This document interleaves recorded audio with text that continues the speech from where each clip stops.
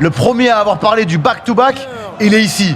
Et pas par hasard, hein, parce qu'on regarde le foot, on connaît le football. Et les seuls trucs qui pouvaient faire du Paris Saint-Germain une équipe qui n'allait pas aller au bout, c'était les cartons rouges, les blessures ou les injustices. Ça s'arrête là. Je vous avais dit Arsenal, Atlético, Bayern et le Paris Saint-Germain. Et on est dedans, les gars. Et l'année prochaine, je vous donne encore rendez-vous sur ma chaîne Twitch et YouTube pour parler football. Le Paris Saint-Germain est une équipe qui fait mentir tout le monde. Alors oui, c'était un gros match. Oui, c'était le match aller extraordinaire. Tout le monde voyait le Paris Saint-Germain mettre des buts et encaisser des buts. Eh ben voilà, 1-0 à l'extérieur, efficace. Il a marqué Harry Kane. Oh putain les gars, une demi-fenêtre, Harry Kane, on l'a pas vu du match. Non, sifflé, fini pour les Parisiens, bravo les Parisiens. Il n'y a absolument rien à dire. Non, c'est pas un gros scandale. Après, les règles, on les connaît pas. Mais franchement, pour moi, mon avis sur ce match, c'est qu'on n'a pas vu un très bon Bayern. On a vu un Bayern avec de la possession, mais on a plutôt vu défensivement un très grand Paris Saint-Germain. On a vu un très grand Paris Saint-Germain défensivement. À un point où il y avait la possession qui n'a abouti absolument à rien de la part du Bayern. Attention les gars, pour les arbitres, vous dites honteux pour les arbitres, mais les gars, attention de voir la règle. Moi, au début, je pensais comme vous. Au début, je me suis dit, lamentable arbitre. Sauf qu'on m'a expliqué que la règle, c'est pas ce qu'on pense. La règle, elle est pas...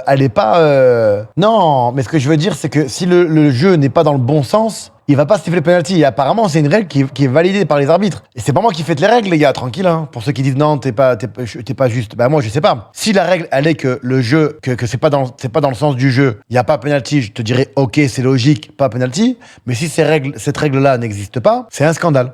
Là, je vous rejoins. Maintenant, si on parle que football, je trouve que le Bayern avait la possession, allait presser, il n'y a aucun problème. Mais dans l'utilisation et dans tous leurs joueurs individuels, se sont fait éteindre par l'aspect défensif des Parisiens. Ça veut dire que les Parisiens ont souffert, oui. Les Parisiens ont été sérieux et ont rempli leur mission, oui. Donc, il y avait deux missions différentes de chaque côté. La mission du Paris Saint-Germain en Ligue des Champions, c'est pas seulement la mission d'une mi-temps ou d'un match. La mission, tu la remportes sur 2 matchs. Et bien évidemment, le Paris Saint-Germain a reculé. C'est parce que c'est la physionomie du match qui a voulu ça. C'est pas parce que Paris est inférieur. C'est que dans la physionomie du match, il marque tôt, derrière ça recule et c'est normal, les gars. Maintenant, la finale arrive. La finale approche. Et bien évidemment, en finale, les gars, encore une fois, dans une finale, il n'y a pas de logique. N'oubliez jamais la finale de Coupe d'Europe 2016 qui opposait la France contre le Portugal. On l'était largement favori, on va pas se mentir. On l'était favori.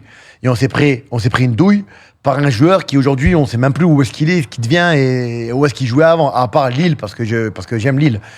Voilà, maintenant, on est sur un duel qui est pour moi logique, des meilleurs tacticiens, des meilleures équipes. Les 4 meilleures équipes d'Europe aujourd'hui se sont retrouvés sur le dernier carré final. Le dernier carré final entre l'Atlético de Madrid avec un jeu que je déteste. Ça, c'est vrai, j'aime pas les regarder, j'aime pas les commenter, j'aime pas... Quand tu les commentes, même toi, quand tu les commentes, tu dors un peu debout, tu peux rien dire d'affolant. Quand tu commentes Arsenal, le Paris Saint-Germain ou le Bayern, quand tu commentes, t'as des choses à dire. Ça va à 2000. Tu vois ce que je veux dire? Maintenant, je vois Paris favori. Je pense que Paris va gagner une fois de plus la Ligue des Champions. Voilà, je le dis clairement. Il y a, sur ce match, un avis perso sur ce match, j'ai envie de te dire qu'il y a un joueur, un seul. Pour moi, en tout cas, tout le monde a respecté son travail. Tout à l'heure, il y en a un dans le chat, il m'a dit « Ouais, Fabien Ruiz, il sert à rien. » Les gars, si vous comprenez la tactique de Luis Enrique, impossible de dire que Fabien Ruiz sert à rien. Ils ont tous rempli leur mission. C'est pas vrai du tout. Il s'est pas montré offensivement. Mais si, à partir du moment où tu n'as pas vu Leimer, c'est qu'il a fait son match. C'est exactement ce que... En fait, il y a ce que vous attendez et ce que le coach attend. Je peux te dire que le coach, il a dû le prendre dans ses bras à la fin, il a dû l'applaudir. Tous, sauf un qui, pour moi, était un petit peu en dedans. Pour moi, c'est Nuno Mendes. C'est le seul. C'est le seul qui s'est fait un petit peu avoir par Olise. Heureusement que Michael Olise la loupe 2-3 fois. Non, ce que je veux dire par là, c'est que il a eu du mal à contenir Michael Olise. Il a fait des petites erreurs 2-3 fois. Il a été, on va dire, en dessous du groupe défensivement. C'est mon avis, moi, les gars. Il s'est repris quelques fois, il n'y a pas de problème. Doué, il a été bon sur les 1 contre 1, sur l'apport offensif. Il a fait ce qu'il avait à faire, Désiré Doué. Mais après, les offensifs, tu peux pas trop leur en vouloir parce que quand tu as un bloc parisien qui essaye de suivre et de défendre, c'est dur pour les offensifs de se montrer, les gars. C'est très, très dur. Hein.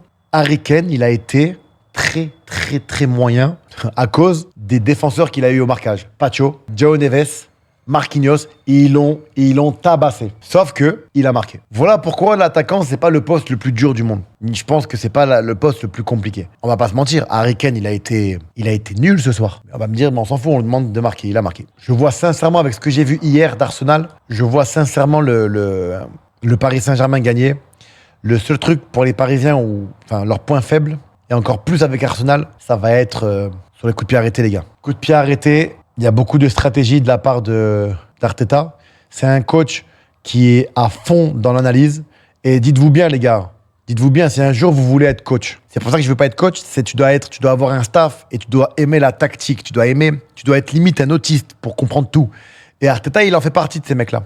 Arteta, il est un peu dans la même gamme que Luis Enrique. Attention, je suis envieux, il n'y a rien de méchant, il n'y a rien de mauvais d'être envieux, tu vois. En vrai, je trouve que tout le monde va croire, tout le monde va nous sortir que le Bayern était au-dessus. Mais moi, je trouve que le Bayern n'a rien montré.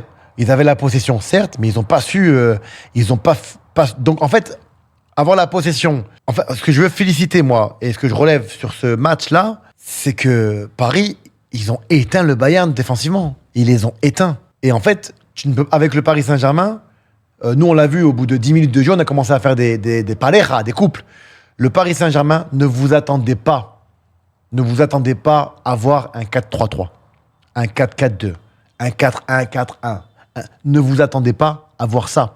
Ceux qui lisent le match de cette manière, vous avez tout faux avec le Paris Saint-Germain. En face, défensivement, je parle. Attention, défensivement. En face, tu as n'importe quelle équipe. Tu as eu Chelsea, tu as eu Liverpool. Quand je dis n'importe quelle équipe, c'est pour vous montrer un exemple. C'est des grosses équipes. Mais tu as Chelsea, tu as Liverpool, tu as le Bayern et tu vas avoir Arsenal. Eh bien, le Paris Saint-Germain est un genoun. Le Paris Saint-Germain est un genoun qui erre en liberté. Ça veut dire que, je m'exprime, les gars, si le coach adverse te fait une composition, peu importe la composition, eh ben, le Paris Saint-Germain va s'adapter à sa composition en faisant des 1 contre 1. Vous voyez ce que je veux dire ou pas? Ils font des 1 contre 1. Tous les couples du soir, je le dis, je le répète une dernière fois, je vous refais tous les couples de ce début de match, des amoureux, frérot. C'était la Saint-Valentin. Chacun avait sa mission. Celui qui ne respectait pas sa mission, je ne peux même pas dire qu'il dégage de l'équipe, parce qu'ils sont déjà là, ceux qui respectent. Ceux qui ne respectent pas, ils sont déjà partis de l'équipe. Mais on avait Nuno Mendes, Olise, on avait Marquinhos, Diaz, on avait Pacho sur Musiala ou Harry Kane. Et pareil avec João Neves qui se partageaient les deux. Les deux se partageaient les deux. On avait Vitinha sur Kimmich. On avait Zaïre Emery comme c'est compliqué. Comme Marquinhos, il allait sur Luis Diaz. Ah ben, il avait comme pour mission Zaïre Emery d'aller sur Stanovic. On est d'accord, les gars. C'est trop dur, les gars. C'est un délire, le truc. Ensuite, on avait Fabien Ruiz qui, lui, avait Leimer. Vous voyez ce que je veux dire? Et après, on avait Gvara sur Upamecano. Et Désiré Doué sur le latéral Pavlovic. Et Dembélé sur Taha. Pourquoi Dembélé sur Taha? Parce que Taha, c'est le joueur qui fait le moins d'efforts, en quelque sorte. Et que Dembélé, ballon d'or, t'as besoin de lui, justement, pour finir, en quelque sorte. Donc, en fait, tu ne peux pas regarder le match du Paris Saint-Germain en disant c'est quoi, 4-4-2, 4-3-3. Non. Oubliez ça, les gars. Oubliez ça, là. Et depuis des années, je vous avais dit, du côté du Paris Saint-Germain, arrêtez de croire que d'avoir des joueurs stars, ça va suffire. Aujourd'hui, ce sont les Paris Saint-Germain qui a rendu les joueurs stars. Ils n'étaient pas stars avant d'arriver au Paris Saint-Germain. C'est le Paris Saint-Germain qui a rendu les joueurs stars. Mais quand tu vas chercher une star pour le faire jouer au Paris Saint-Germain, ou ailleurs d'ailleurs, il a pas la faim, il a un ego surdimensionné et c'est compliqué dans une équipe pour gérer tout ça, tu vois. Donc, en vrai, aujourd'hui, si tu aimes le football, tu peux qu'apprécier l'aspect tactique, grinta et tout ce que tu veux du côté du Paris Saint-Germain. On va pas se mentir, les gars. Alors, ça fout les boules, nous, en tant que Marseillais, parce qu'on est envieux. Moi, franchement, j'ai envie de te dire merci au Paris Saint-Germain quand tu vois du football, de la tactique, des mecs qui savent souffrir. C'est ce que j'aimerais voir, moi, pour l'Olympique de Marseille. Hein. Mais moi, je vous avais dit, et je vous le dis, pour ceux qui l'ont pas entendu, à chaque grand club, enfin, il y a des grands clubs qui ont eu des années. Là, Paris, les gars, c'est que le début. Il y a quoi? L'année dernière, je vous avais dit, mais Paris, ils vont en prendre 5, 4, 5 dans les 10 prochaines années. Et en fait, Paris, ils vont en prendre encore, les gars. Parce qu'ils ont une équipe qui est folle. Il y a que des jeunes dans cette équipe. Et ça va recruter, les gars. Ça va recruter un défense central de gabarit, je pense.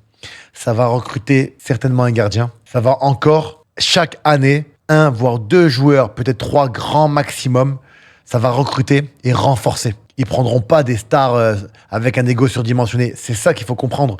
Là, c'est le début d'une décennie pour les Parisiens. C'est le début d'une décennie folle pour les Parisiens. S'ils arrivent à bien gérer tout ça, et surtout, l'un des points les plus importants pour le Paris Saint-Germain, l'un des points le plus important, la personne qu'il faudra jamais quitter sur ces 10 prochaines années, et ça doit être l'entraînement le plus payé de tous les temps, c'est Luis Enrique. Si le Paris Saint-Germain se débarrasse de Luis Enrique un jour qu'il y a un petit problème, il va y avoir un énorme gros changement, je pense. Ça dépend qui va le succéder. Mais aujourd'hui, le Paris Saint-Germain ne pourra plus prendre de risques avec les entraîneurs. Ça sera que des entraîneurs confirmés, mais au plus haut niveau. Et Luis Enrique, faut mettre tapis pour lui, tapis rouge. Donc là, on le dit, je vous le dis, je vous le répète, les gars. On n'est pas sur, là, ils sont que sur le début. Ils ont gagné une Ligue des Champions. Ils sont en finale de Ligue des Champions, mais attendez-vous à ces 10 prochaines années, préparez-vous. Ils sont en finale, on va avoir un ballon d'or dans le top 10, il va y avoir 7 Parisiens, les gars. Je dirais, allez, pour pas caricaturer et pas prendre de risques, il y a minimum entre 5 et 6 joueurs parisiens pour la liste des ballons d'or. Hein. Bravo les Parisiens, je peux dire que ça, les gars.